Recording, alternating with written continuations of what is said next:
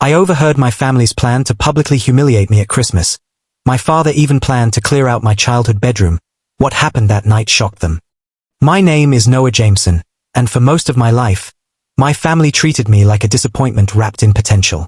I built a business from nothing, long nights, unpaid months, rejection emails, learning curves, risk, sacrifice, but to them, it was just a hobby I would eventually grow out of. They loved telling people I was still figuring things out, even when my company was paying my bills, my staff, and my peace. Every holiday came with subtle jabs, fake concern, sideways comments, and forced smiles that never reached their eyes.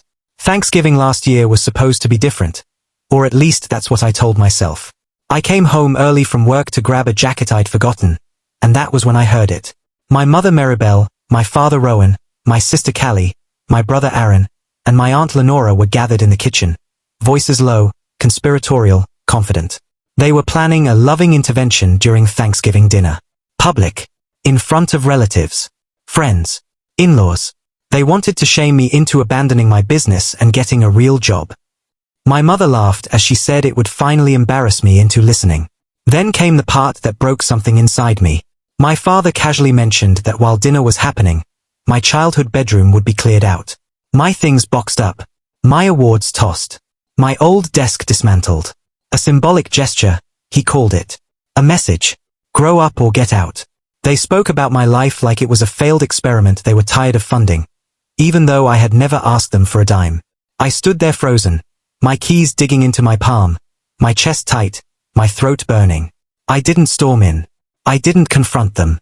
I quietly left the house, drove until my hands stopped shaking, and parked outside my best friend Ryan Mercer's place. Ryan wasn't just my friend. He was the first person who believed in my business when it was nothing but a name and a half-built website. He listened while I told him everything, the intervention, the bedroom, the humiliation they were planning. When I finished, he didn't try to fix it. He just said something I still carry with me. They don't get to decide your worth just because they share your last name. That night, I made a decision that terrified me. I wasn't going to Thanksgiving. I wasn't going to walk into a trap designed to crush me. Ryan invited me to spend the day with his chosen family, friends who had become siblings, people who showed up without judgment. We cooked together, laughed, shared stories, created a new tradition built on respect instead of control. For the first time in years, I felt seen without being measured. While we were setting the table, my phone started buzzing. Missed calls. Angry texts. My mother accused me of embarrassing the family. My father said I was ungrateful. Aunt Lenora said I was selfish. I waited until the noise settled, then I called them back. Calmly. No shouting. No pleading. I told them I knew about the intervention. About the bedroom. About their plan to humiliate me. The silence on the other end was loud. I told them their behavior was manipulative, disrespectful, and finished. I said until they could respect my career and my boundaries, I was done showing up to be torn down. What I didn't know then was how badly my absence would shake the room. Thanksgiving dinner went wrong without me. My grandmother Evelyn, who had quietly followed my work for years, asked why I wasn't there. When my parents admitted the plan, she lost her temper in a way I had never seen. She told them they were cruel, jealous, and blind. My uncle Joseph, who had once borrowed money from me for his failing business, pointed out that my hobby had kept his lights on. Relatives started asking questions. Awkward ones. The intervention turned into an indictment. Here's where the twist comes in. 2 weeks later, my business landed a contract so large it doubled my yearly earnings overnight. A national client. Long-term deal. Media attention followed. Articles. Interviews. Suddenly, the thing my family wanted me to abandon was something they couldn't ignore. That's when the calls changed. The tone softened. The criticism turned into curiosity. Pride they hadn't earned tried to sneak back into my life. But I wasn't done yet. I had found out something else after Thanksgiving. My father had quietly taken out a loan using my childhood home as collateral to support my cousin's failing startup. The same cousin who mocked my business at every gathering. The loan was contingent on my parents selling the house within a year. The same house they tried to erase me from. When the cousin's business collapsed, the bank came calling. Panic set in. That's when they reached out to me, not as family, but as a solution. They wanted help. Advice. Connections. Money. I said no. Not out of cruelty, but out of clarity. I reminded them that they had already cleared out my room, my place, my value. I wished them well and hung up. That decision was my revenge. Not loud. Not messy. Just final. My parents remained critical, unable to fully accept that they were wrong. But something shifted with my siblings. Aaron called me privately, apologized, admitted he had gone along with things out of fear. Callie started asking real questions about my work, not to judge, but to learn. We're rebuilding slowly, on my terms. I didn't win by humiliating them back. I won by choosing myself, setting boundaries, and letting success speak where words failed. Losing my family's approval hurt, but losing my self-respect would have destroyed me. Sometimes revenge isn't about burning bridges. It's about walking away and letting the truth collapse everything they built on lies. I thought saying no would be the end of it, but I underestimated how desperate people become when the illusion of control slips away. My parents didn't just lose the house, they lost status. Word spread fast in our extended family that the Jamesons were struggling, and suddenly the same relatives who once nodded along to the intervention were whispering behind their backs. The irony was painful. They had tried to shame me publicly, and now the shame they feared most had arrived on its own. A month later, my mother showed up at my office unannounced. Not my home. My office. The place she once called a phase.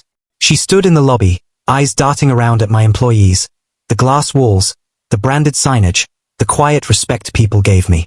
For the first time, she looked small. She told me she didn't come to ask for money. That was a lie.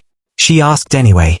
I told her calmly that I wouldn't mix business with people who didn't respect me.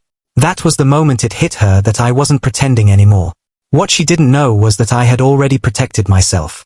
After Thanksgiving, I quietly restructured my business, moved key assets, and legally separated anything that could be emotionally leveraged against me. Ryan had warned me that when people feel entitled to your success, they will try to claim it. I listened. That preparation saved me later when my father attempted to tell relatives that my business was built on family support, implying they deserved a share. The truth came out fast when documents started circulating. Silence followed. The real revenge came without me lifting a finger. My grandmother Evelyn publicly praised me at a family gathering I didn't attend. She talked about resilience, independence, and how some parents destroy what they can't control. Everyone knew who she meant. Uncle Joseph stopped taking my parents' calls after learning the full story. Doors closed. Invitations disappeared. The same family that once planned my humiliation now avoided my parents entirely. Aaron came to see me one evening.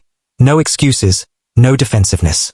He admitted he had been jealous, not because I failed, but because I didn't live the life he was trapped in. Callie followed months later, nervous, genuine, curious. I let them back in slowly, carefully. Boundaries stayed firm. Love without access is still love. My parents never fully apologized. They circled around the word, blamed stress, misunderstanding, fear. I accepted nothing that wasn't real. We exist now at a distance. Cordial. Limited. Controlled. And that distance gave me peace I didn't know I was missing. Last Thanksgiving, I hosted my own dinner. Ryan was there. Friends. Employees who had become family. Laughter filled the space. No judgment. No interventions. No threats disguised as love. I stood in the kitchen at one point, watching everyone talk, eat, exist freely, and I realized something important. They tried to take my dignity, my future, my place in the family, and they failed. Not because I fought them loudly, but because I walked away and built something better without them. The best revenge wasn't success. It was independence. It was refusing to beg for a seat at a table that never wanted me to eat. And that's where my story ends. Not with forgiveness. Not with bitterness. But with peace I earned, on my own terms.